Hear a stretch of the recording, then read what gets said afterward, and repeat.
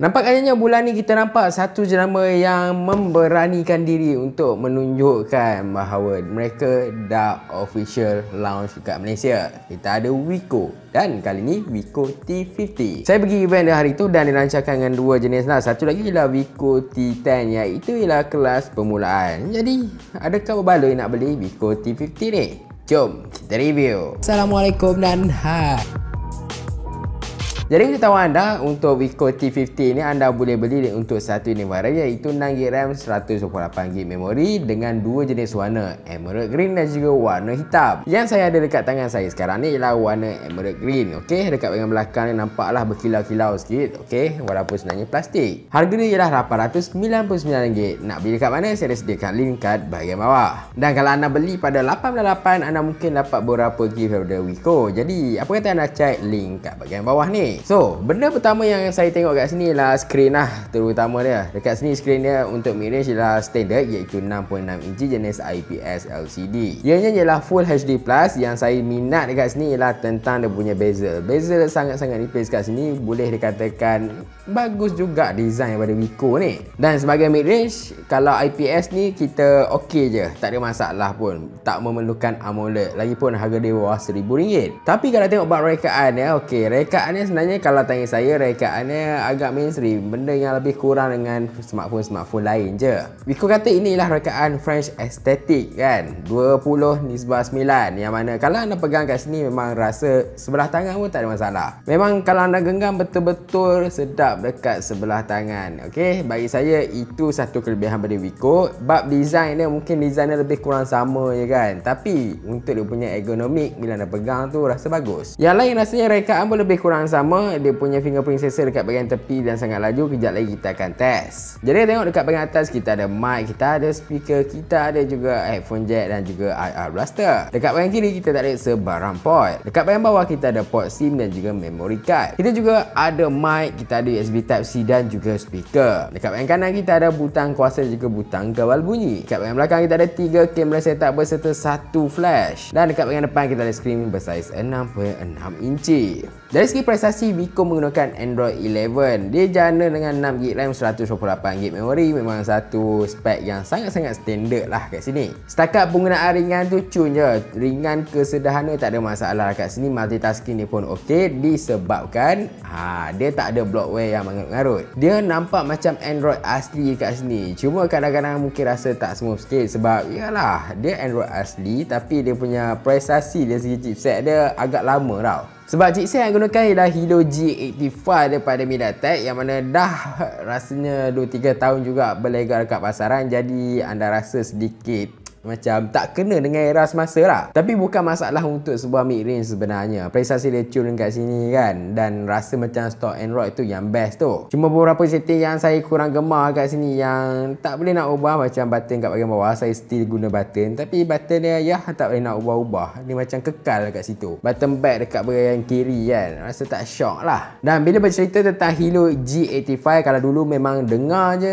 memang gah lah kan chipset ni. Sebab difokuskan kepada gaming juga. Kalau tanya saya sekarang, game sekarang dah semakin berat, semakin improve. Jadi kalau Helio G85 ni kalau nak main dengan grafik yang rendah, okey tak ada masalah. Kalau pergi ke sederhana akan terasa sedikit macam frame drop tau. Iaitu yang kurang best sikit lah. Kalau anda tengok kat sini kebanyakan game pun tak tawarkan grafik yang tinggi kan. Mobile Legends pun tawarkan grafik yang sederhana. PUBG pun sama. Ya mungkin kalau anda peminat gyro, bukan ini smartphone untuk anda. Jadi kalau nak main game saya rasa okey je kat sini kan. Kalau anda tak kisah tentang grafik, lagipun kalau anda bukan gamer setegar lah, nak main buat ya sejam 2 kan. Sebab kalau game ni ada satu lagi kelemahan. Sekejap lagi saya akan cerita. Bab kamera dia ialah 64MP untuk main kamera. Saya boleh katakan dia punya tangkapan gambar kat sini just nice. Dia tak terlalu bagus pun kat sini dan tak ada lah nak kata buruk sangat. Tangkapan kalau outdoor memang memuaskan dengan cahaya matahari yang ada kan. Dia punya warna tu memang cantik kat sini, dapat detail dengan bagus. Tapi kalau cahaya pun tak ada kan, matahari pun dah terbenam. Tanggapan dia memang out sikit. Dan satu pantang larang untuk kamera dia ialah dia memang sangat-sangat sensitif dengan segala cahaya ataupun flare yang terlalu tinggi. Contoh kalau saya ada cahaya macam belakang ni kan, yang ini akan merosakkan tanggapan anda, yang mana menjadikan memang tak cantik dengan noise dia. Itu memang tak disarankan. Jadi untuk tangkap gambar dekat Wiko T50 ni, anda cari kawasan ataupun waktu yang tepat dengan cahaya yang bagus, baru anda dapat tangkapan yang cantik. Untuk kamera depan dia ada 16 megapiksel, bukan kamera yang cantik kalau tanya saya, tapi boleh lah kalau nak guna mungkin filter kat sini kan. Satu benda yang agak bagus pada Wiko, dia tawarkan benda-benda baru kat sini. Dari segi video saya boleh katakan ada benda bagus dan ada benda yang tak bagus. Yang tak bagus dia ialah kualiti video dia agak spoil sikit lah, kurang memuaskan, noise dia pun ada nampak kat sini. Tapi yang bagus dia kat sini ialah anda boleh gunakan beauty mode semasa anda rakam video, yang mana tak banyak smartphone boleh tawarkan benda macam ni. Jadi kepada anda yang mungkin macam muka saya ni ada bekas-bekas jerawat ke apa kan, kalau video dekat sini memang mengagumkan lah, tiba-tiba hilang kan. Nak tengok contoh? Jom. So inilah rakaman daripada kita punya Wiko. Macam anda tengok sendiri macam mana kualiti rakaman dia. Macam saya cuba pusing-pusing kat sini kan, saya boleh katakan warna dia agak bagus jugalah. Cuma dia mungkin macam nak fokus, tapi ya, fokus dia pun agak laju, tapi dia macam tercari-cari objek. Jadi kalau sambil saya berjalan, dia agak bergegas sikit lah. Jadi macam mana dengan rakaman dia? Nyatakan komen dekat bahagian bawah. Inilah rakaman untuk kamera depan Wiko kita, dan anda boleh tengok sini dia ada beauty mode secara defaultnya. Saya pun tak aktifkan, tapi terlalu kuat juga beauty mode dia kat sini kan, sampai muka saya habis licin. Not bad kot. Dari segi bateri kat sini kita ada 4000 mAh. Kalau tanya saya 2022 4000 mAh tu mungkin anda akan kira-kira dulu kan, 4000 mAh macam kecil je. Tapi sebenarnya apa yang menarik perhatian saya, Wiko tawarkan dengan penyiasatan pantas 40W, yang mana boleh charge dalam sejam macam tu.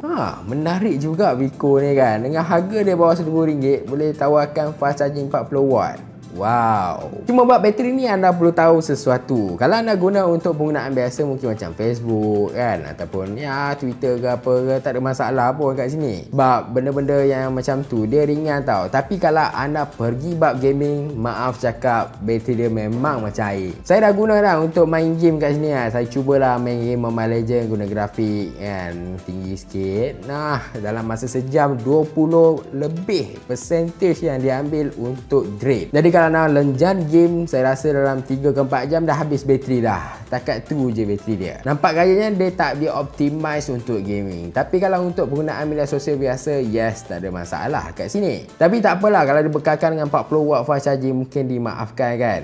Ya, anda rasa macam mana? Tinggalkan komen sikit kat bahagian bawah. Dari segi keselamatan dekat sini memang best, yang mana kita ada face unlock, iaitu mungkin anda rasa macam biasa je kan. Tapi saya suka dengan fingerprint sensor dia. Macam anda tengok kita tutup, kita buka, terus on. Anda tak perlu macam fikir kan bila nak on, anda letak je jadi dah settle. Agak pantas daripada Wiko. Jadi secara kesimpulannya saya boleh katakan lah, Wiko T50 ni ada segalanya untuk sebuah mid range. Mungkin tak ada lah speaker stereo kan, speaker dia kat bahagian bawah ni je yang berfungsi. Kat bahagian atas ni untuk call sahaja kan. Tapi benda-benda lain macam IR Blaster, kat dalam ni tak ada apps untuk kawal IR Blaster, jadi anda kena download pada Google Apps. Kemudian kita ada headphone jack. Wow, masih lagi ada. Dan kat sini juga kita ada juga FM radio kepada anda yang mungkin nak dengar radio tapi tak suka dengar secara online, nak dengar juga guna earphone. Tapi bagi saya lah, opinion saya sendiri, kalau lah Wiko nak keluarkan lagi smartphone, saya mengharapkan sangat-sangat dia keluarkan dengan chipset yang agak latest sikit. Sebab Helio G85